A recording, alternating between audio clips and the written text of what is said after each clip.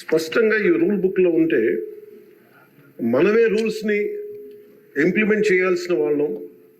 వారికి సంఖ్యాబలం ఉందా లేదా పక్కన పెడితే every member of this house has a responsibility to follow the rules. మనమే కనుక రూల్స్ని బ్రేక్ చేస్తే ఇంక మన ప్రజలకి కానీ చూసే వాళ్ళకి ఏం చెప్తాం?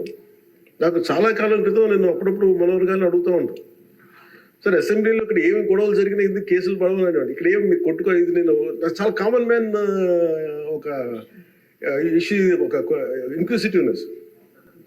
అండ్ నాకు పార్లమెంట్లో గొడవ జరిగినప్పుడు ఏమి అవ్వేంటి ఇబ్బంది పెట్టేస్తారు ఏంటంటే, ఇక్కడ అవేమి ఉండవు, ఇక్కడ ఇట్స్ ఫ్రీ ఫర్ ఆల్ అన్నట్టుగా మాట్లాడుతుంది. We have more responsibility. మన మీద రూల్స్ పెట్టలేదు అంటే ఏం కేసులు పెట్టమండి. ఇదే కనుక నిన్న వాళ్ళు చేసిన గొడవే కనుక గవర్నర్ గారి మీద ఆయన సుప్రీంకోర్టు జస్టిస్గా ఉన్నప్పుడు ధైర్యం చేయగలరా?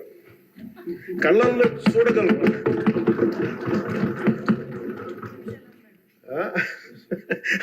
నాకు అదే అనిపించింది.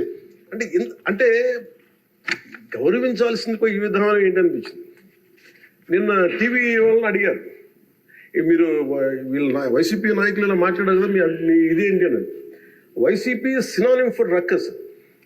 అంటే గొడవకు కానీ బూతులు కానీ వాళ్ళు పర్యాయ పదం అయిపోయారు. అంటే నిన్న చూసిన గొడవ జరిగిన తర్వాత నాకు నిజంగా అనిపించింది, గౌరవ ముఖ్యమంత్రి గారు అన్ని సంవత్సరాలు వాళ్ళు ఎలాగా వాళ్ళ తట్టుగా నిలబడ్డారు, ఆయనకి హ్యాట్స్ ఆఫ్ తెలియజేస్తాను. అది ఎంత గట్స్ ఉండాలి, ఎంత దమ్ము ఉండాలి, ఎంత ధైర్యం ఉండాలి. అలాగే నాకు నిన్న గొడవలు జరుగుతుంటే నాకు అనిపించింది, నాకు ఇవే గుర్తొచ్చినాయి అధ్యక్ష. వాళ్ళు ఎప్పుడైతే పేపర్లు విసిరేసి అక్కడ దాకా వచ్చారో నాకు గుర్తొచ్చింది వివేకానంద రెడ్డి గారి హత్య గుర్తొచ్చింది. అంటే వాళ్ళ విధ్వంస విధానం చూశారు. అలాగే ప్రజావేదిక ప్రజావేదికని కూల్చిన విధానాన్ని గుర్తొచ్చింది అధ్యక్ష. 200 పైచిలకు ఆలయాలని విధ్వంసం గుర్తొచ్చింది అధ్యక్ష. డాక్టర్ సుధాకర్ గారు చనిపోయిన విధానం గుర్తొచ్చింది అధ్యక్ష. జంగారెడ్డి కల్తీ సారాలో చనిపోయిన చావులు గుర్తొచ్చినాయి అధ్యక్ష. సుప్రీంకోర్టు జడ్జిలతో లెటర్ రాసిన విధానం గుర్తొచ్చింది అధ్యక్ష. వాళ్ళు చేసిన గొడవకి మన హైకోర్టు, ఆంధ్రప్రదేశ్ హైకోర్టు జడ్జెస్ ని సోషల్ మీడియాలో బూతులు తిట్టిన విధానం గుర్తొచ్చింది అధ్యక్ష. సోషల్ మీడియా అబ్యూస్ గుర్తొచ్చింది అధ్యక్ష. పత్రికాధిపతులపై దాడులు గుర్తొచ్చినాయి అధ్యక్ష. రివర్స్ టెండరింగ్ గుర్తొచ్చింది అధ్యక్ష. పాలసీ టెర్రరిజం గుర్తొచ్చింది అధ్యక్ష. స్వయాన మీ మీద జరిగిన టార్చర్, దాడులు, ఇబ్బంది పెట్టిన విధానం గుర్తొచ్చింది అధ్యక్ష. మన అడవుల విధ్వంసం గుర్తొచ్చింది అధ్యక్ష.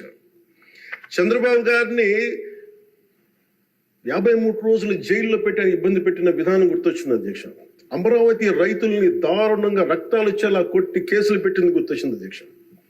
తిరుపతి కల్తీ లడ్డులు గుర్తొచ్చినాయి అధ్యక్ష. అబ్యూస్ ఆన్ విమెన్ గుర్తొచ్చింది అధ్యక్ష. మన కళ్ళ ముందు వీళ్ళు విధ్వంసం తెలియజేస్తా ఉన్నారు. వీళ్ళు ఈ స్థాయిలో ఇక్కడ ప్రవర్తిస్తే దానికి సంబంధించి బయట ఇట్లాంటి గొడవలు జరుగుతాయి అధ్యక్ష. ఇది మారాలి అని చెప్పి మనం మాట్లాడితే ప్రజలు మనకి ఈ రోజున ఇంత అత్యధిక బలంతో మనల్ని ఇక్కడ నుంచోబెట్టారు అధ్యక్ష, ఇక్కడ కూర్చోబెట్టారు మనందరినీ.